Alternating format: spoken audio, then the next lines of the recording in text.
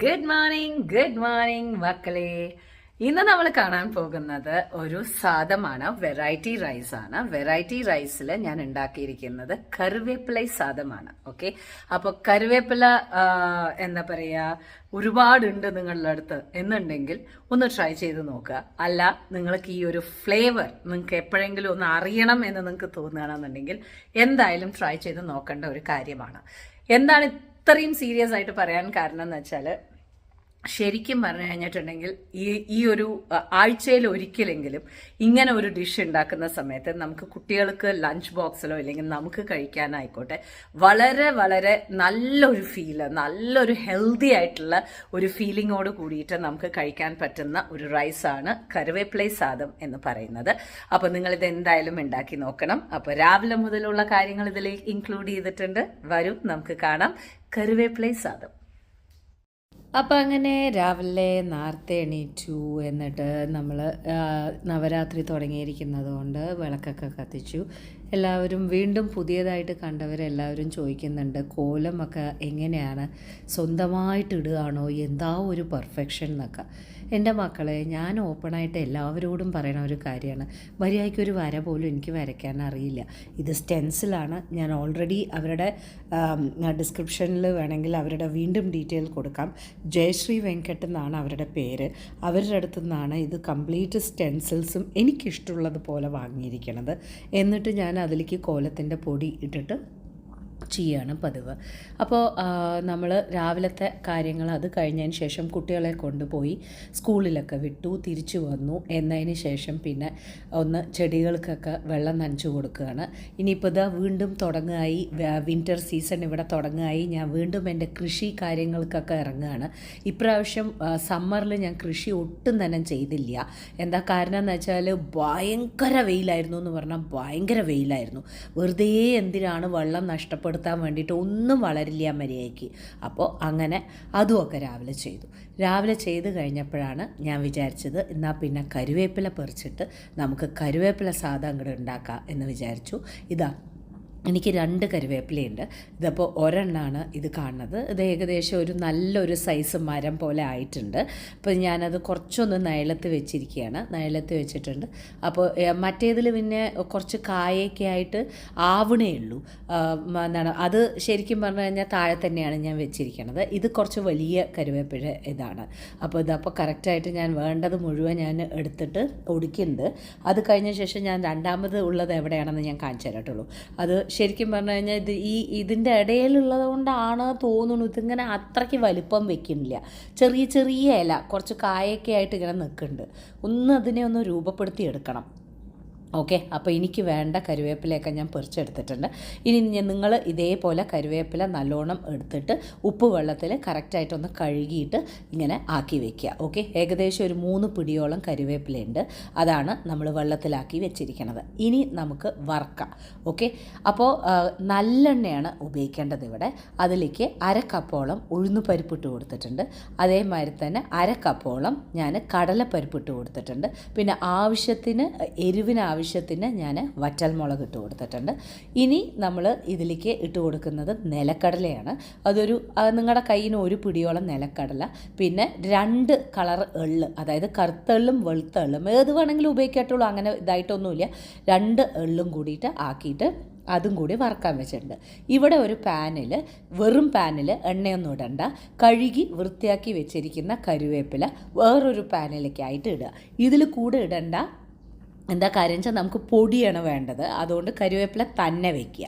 ഇനിയിപ്പോൾ നമ്മുടെ ഈ ഒരു സാധനം ഈ വറുത്ത് നന്നായിട്ട് ബ്രൗൺ കളറായിട്ട് നന്നായിട്ട് വറുത്തിട്ടുണ്ട്. നമ്മുടെ കറിവേപ്പിലയും ഏകദേശം ഡ്രൈ ആയിട്ടുള്ള രീതിയിൽ ആയിട്ടുണ്ട്.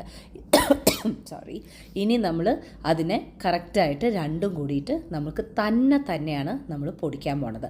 അപ്പോൾ ഇതിൻ്റെ കളർ നോക്കുകയാണെന്നുണ്ടെന്നുണ്ടെങ്കിൽ നല്ല ഗോൾഡൻ കളറായിട്ടുള്ള രീതിയിലാണ് നമ്മൾ വറുത്തെടുക്കുന്നത്. ഓക്കെ, ഇനി ഇതിലേക്ക് ഞാൻ ഇടാൻ പോകുന്നത് കായപ്പൊടിയാണ്.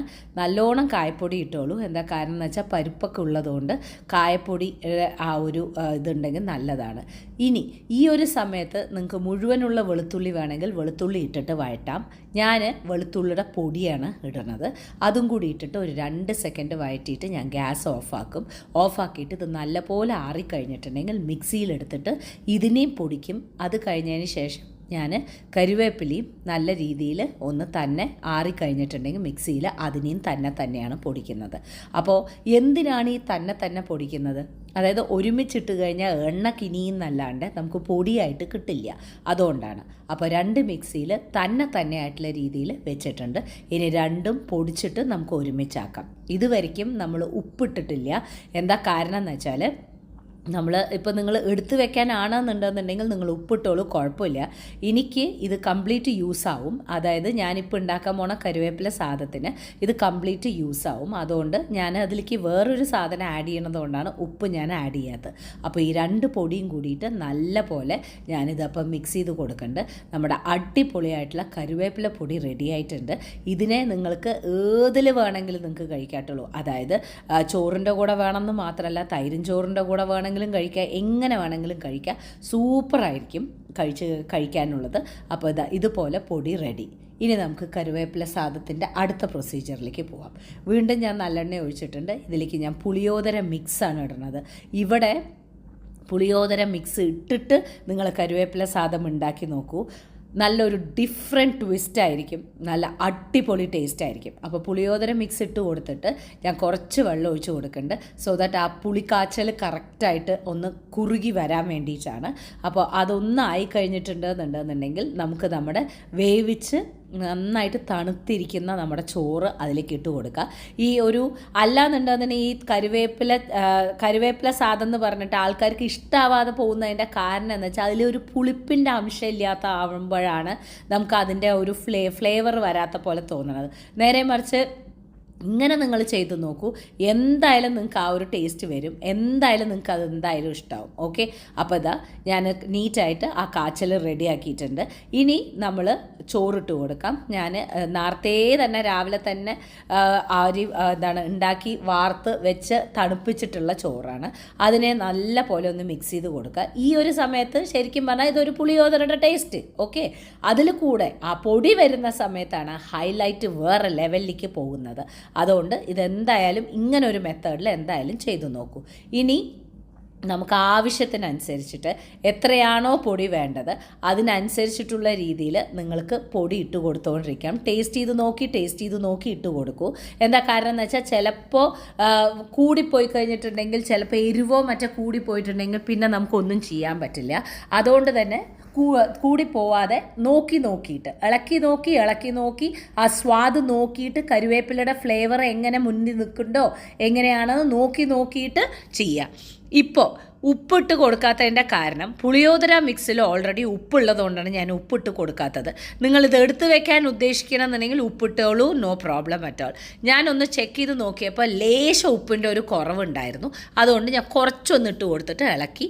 ഞാൻ എൻ്റെ ഇപ്പോൾ കരുവേപ്പില സാദത്തിന് കറക്റ്റ് ഫ്ലേവറാണ്, കറക്റ്റായിട്ടുള്ള രീതിയിൽ വന്നിട്ടുണ്ട്, ഒരു കുഴപ്പമില്ല, എല്ലാം നീറ്റായിട്ടുള്ള രീതിയിൽ ആയിട്ടുണ്ട്. ഇനി ഞാനിതിലേക്ക് അതായത് നമ്മൾ ഞാൻ പറഞ്ഞില്ലേ ടേസ്റ്റ് ചെയ്ത് നോക്കിയിട്ട് കറക്റ്റായിട്ടുള്ള രീതിയിൽ ആക്കിയിട്ട് എടുക്കുക എന്ന് മാത്രം. മുകളിലേക്കും താഴേക്കും ഒക്കെ ആവും, അത് ഓരോരുത്തരുടെ ഇതിനനുസരിച്ചിട്ട്. ലേശം ഒന്ന് നെയ്യ് ഒഴിച്ച് കൊടുക്കുക. ലേശം നെയ്യ് ഒഴിച്ച് കൊടുത്തിട്ട് അതിനെ ഒന്ന് ഇളക്കി കൊടുത്ത് കഴിഞ്ഞിട്ടുണ്ടെന്നുണ്ടെങ്കിൽ നല്ല അടിപൊളിയായിട്ടുള്ള നല്ല സൂപ്പറായിട്ടുള്ള കരുവേപ്പില സാദം റെഡി ആയിരിക്കുകയാണ് മക്കളെ. കൂടെ തന്നെ നിങ്ങൾക്ക് എന്ത് വേണമെങ്കിലും വെച്ച് കഴിക്കാം. ഉരുളക്കിഴങ്ങുപ്പേരിയോ അല്ല നിങ്ങൾക്ക് ഫ്രൈംസോ. ഇതിപ്പോൾ ഞാൻ ഇന്ന് എടുത്തിരിക്കുന്നത് ഫ്രൈംസാണ്. അതിൻ്റെ കൂടെ കഴിക്കണമെന്നുണ്ടെന്നുണ്ടെങ്കിലും സൂപ്പറായിരിക്കും. അതായത് നല്ലൊരു ഫീലാണ് ഈ കരുവേപ്പില സാദം. അത് ആ പുളിയോദരയുടെ ടെക്സ്ചറിൻ്റെ കൂടെ വരുന്ന സമയത്ത് നല്ല സൂപ്പറായിട്ടുള്ള ഒരു ഫീലിംഗ് ആയിരിക്കും. കുറച്ച് ഫ്രൈംസ് വെച്ചിട്ടുണ്ട്. ഇനി നമുക്ക് കഴിക്കാം. ഓക്കെ, சூடான கருவேப்பிலை சாதம் அண்ட் ஃப்ரைம்ஸ். என்ன வேணும்? Super. Okay.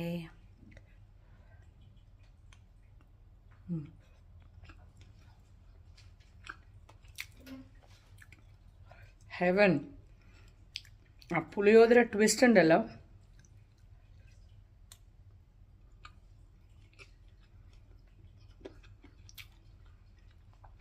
superb. Must try. Right? പോയ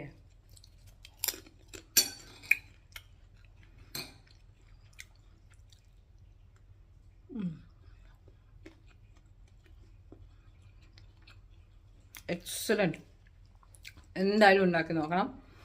ഓക്കെ, ഞാൻ ഇരുന്ന് സമാധാനമായിട്ട് കഴിക്കട്ടെ. അപ്പോൾ വീണ്ടും പുതിയ റെസിപ്പിയുമായി കാണാം. Till then take care and by.